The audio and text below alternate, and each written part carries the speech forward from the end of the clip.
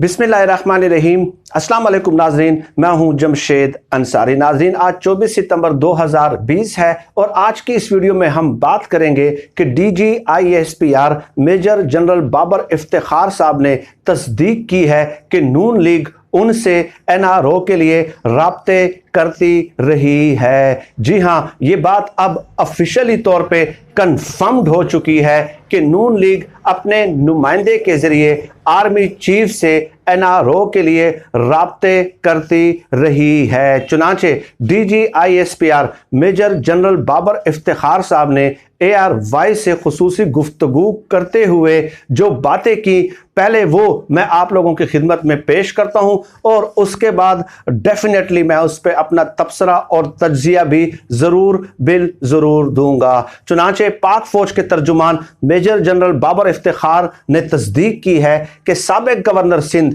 और पाकिस्तान मुस्लिम लीग नून के रहनुमा मोहम्मद जुबैर ने army chief general Qamar Javed Bajwa से साबिक वज़ीर आज़म नवाज शरीफ और मरियम नवाज के हवाले से 2 मुलाकातें की। निजी टीवी चैनल ARY से गुफ्तगू करते हुए DGISPR major general Babar Iftikhar ने मजीद कहा कि चीफ ऑफ आर्मी स्टाफ से मोहम्मद जुबैर ने 2 मरतबा मुलाकात की।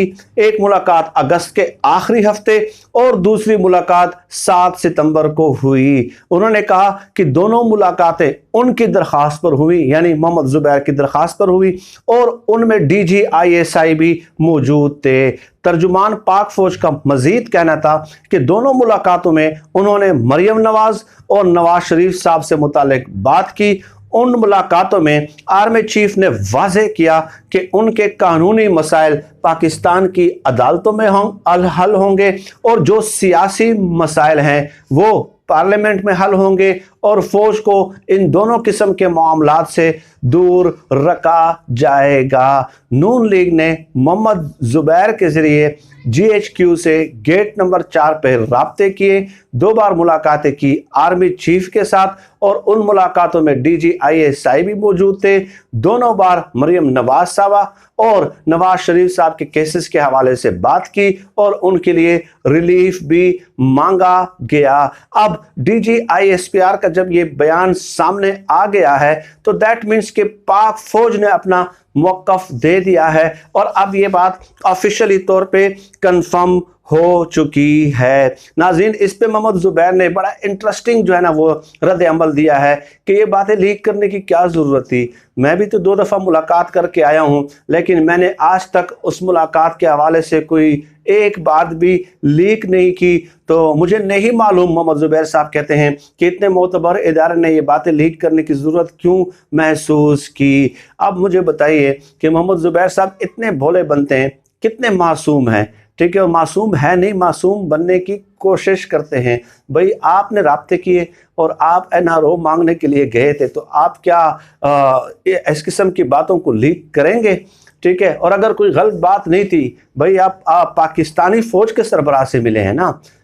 आप देखते नहीं है कि पाकिस्तानी फौज के सरबराह हर दूसरे दिन तीसरे दिन वज़ीर आज़म इमरान खान साहब से मीटिंग करते हैं और उनकी फुटेज आ जाती है। तो अगर आप किसी खुफिया और मज़मूम मकासद के लिए नहीं मिले और अपने मुतालबात लेके वहाँ पे नहीं गए, तो आपको किस बात का खौफ है भाई कि लीक हो गई या नहीं हो गई? बल्कि आपको तो फ़ख्रिया अंदाज में ये तस्वीर खुद लीक करनी चाहिए थी कि मेरी आर्मी चीफ से मुलाकात हुई है, अगर आपके दिल में कोई चोर ना होता। लेकिन आज आप इस बात पे भी मोतरज़ हैं कि आर्मी चीफ ने जो है ना या DGISPR ने जो है ये मुलाकात का अहवाल क्यों लीक किया है। नाज़रीन, आज हमारा जो मौक़िफ़ है, शुक्र अल्हम्दुलिल्लाह वो दुरुस्त साबित हो गया है। जो रोज़े अव्वल से हम आप लोगों की खिदमत में अपनी गुजारिशात पेश करते रहे हैं कि नून लीग वाले जब भी इस किस्म के जो है ना दबंग बयानात देना शुरू कर देते हैं, तुंद व तेज़ बयानात देना शुरू कर देते हैं, जब उनकी सियासत में तेज़ी आना शुरू हो जाती है, तो उसका मतलब ये होता है कि वो NRO के लिए जो है वो जो है ना और राब्ते कर रहे हैं, वो NRO मांग रहे हैं, वो डील मांग रहे हैं। लेकिन आप लोगों ने देखा कि जब भी मरियम नवाज साहबा की तरफ से या नवाज शरीफ साहब की तरफ से कोई सख्त बयान सामने आ जाता, तो तो चंद जो तज्जियाकार हैं 30-40 साल तजर्बे का जो वो दावा करते हैं, उनके कान कड़े हो जाते थे और वो लोगों को डराना शुरू हो जाते थे कि अब बहुत बड़ा खतरा है, अब नजरियाती हो गए हैं, अब ये इनकलाबी हो गए, अब ये बागी हो गए। ठीक है, जब भी इस किस्म के बयानात नून लीग की तरफ से माजी में सामने आते रहे हैं तो उस वक्त इमरान खान साहब भी यही कहते रहे कि ये जो इस किस्म के बयानात दे रहे हैं ये मुझे प्रेशराइज करने की कोशिश कर रहे हैं, ये मुझसे NRO मांगना चाहते हैं। लेकिन वो तज्जियाकार कहते थे नहीं नहीं नहीं नहीं, ये अब इनकलाबी नजरियाती बागी हैं।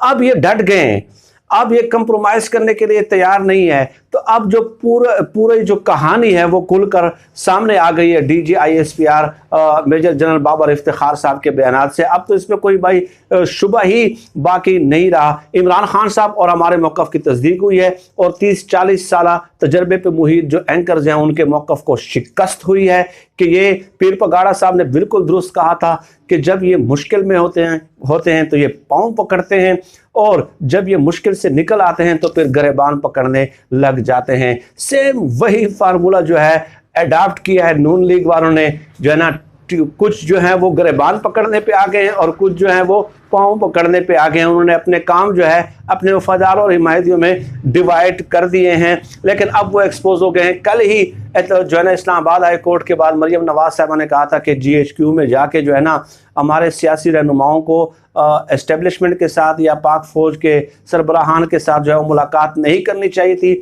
और कल ही जो है ना मरियम नवाज साहबा ने ये कहा था कि हमारे किसी नुमाइंदे की जो है ना आर्मी चीफ से मुलाकात नहीं हुई, कल ही कहा था। तो मरियम नवाज साहबा का गुज़श्ता 3-4-5 सालों से शायद उनके साथ ऐसा हो रहा है कि वो जो भी झूठ बोलती हैं तो वो 1-2 दिनों में ही एक्सपोज होना शुरू हो जाता है। कल उन्होंने बयान दिया कि आर्मी चीफ के साथ किसी नुमाइंदे की मुलाकात नहीं हुई और DGISPR ने उसकी तस्दीक कर दी और ख़ुद मोहम्मद ज़ुबैर ने तस्दीक कर दी भाई कि मेरी मुलाकातें 2 हुई हैं। अब नाज़रीन इस पे लोग बहुत ही ज़्यादा शोर कर रहे हैं कि जी पता नहीं नून लीग कभी इस तरह कर ही नहीं सकती, NRO डील मांग ही नहीं सकती। तो जैसा कि मैं अर्ज़ कर चुका हूं कि दर्जनों वीडियोस, 4 से 5 दर्जन वीडियोस मैं अपनी जो है ना इसी YouTube चैनल पे अपलोड कर चुका हूं और आप लोगों की खिदमत में उनकी पूरी पॉलिटिकल हिस्ट्री जो है वो पेश कर चुका हूं।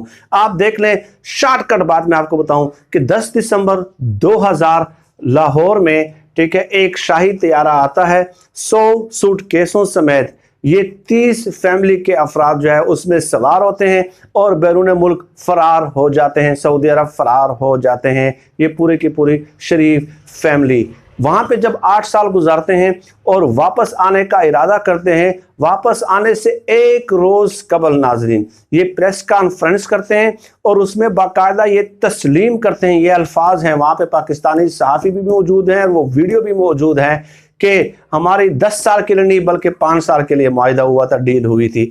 यानी इन्होंने डील तस्लीम कर ली थी। गो के परवेज़ मुशर्रफ साहब 10 साल के लिए कह रहे थे, इन्होंने प्रेस कॉन्फ्रेंस में 5 साल के लिए तस्लीम कर ली। लेकिन 5 साल की हो, 1 साल की हो, 2 साल की हो, तो उस वक्त भी सहाफ़ियों ने कहा कि ये बहुत बड़ा जो है ना इनसे जो है ना एक मुगालता हो गया और बहुत बड़ी गलती कर दी इन लोगों ने। लेकिन अब ज़ाहिर है एक बात जो है ना वो ज़बान से निकल चुकी थी और अब वो वापस नहीं ली जा सकती थी, वो रिकॉर्ड का हिस्सा बन गई थी। तो डीलों की इनकी पूरी तारीख है भाई। लोग जो बहुत ज़्यादा हैरान हो रहे हैं ना कि नून लीग ऐसे नहीं कर सकती, तो मैं उनकी अकल पे मातम कर सकता हूँ और उनकी अकल पे हैरानी का इजहार कर सकता हूँ कि आप लोगों ने इन लोगों की तारीख नहीं पढ़ी यार। अब मैं एक वीडियो में उनकी तारीख बता नहीं सकता, फर्दर भी मैं उनको रिपीट करता रहूँगा। लेकिन सबसे बेस्ट एग्जांपल जो मैंने दी है कि परवेज़ मुशर्रफ साहब के साथ 10 साल की डील करके गए थे, ठीक है, उनकी मिन्नते तल्ले करके गए थे और 100 सूटकेसों समेत जो है ना ये शाही तैयारे में जो है फरार हो गए थे और अपने वफादार और हिमायतियों को जो जेलों में गल रहे थे, सड़ रहे थे, उनको जेलों के सुपुर्द करके खामोशी से उनको बताए बगैर और उनकी राय जाने बगैर, उनको एतमाद में लिए बगैर जो है ना ये बाहर फरार हो गए थे। आज के लिए नाज़रीन इतना ही। मज़ीद इस किस्म के मौज़ूआत पे बात होती रहेगी। पाकिस्तान जिंदाबाद। अल्लाह हाफ़िज़।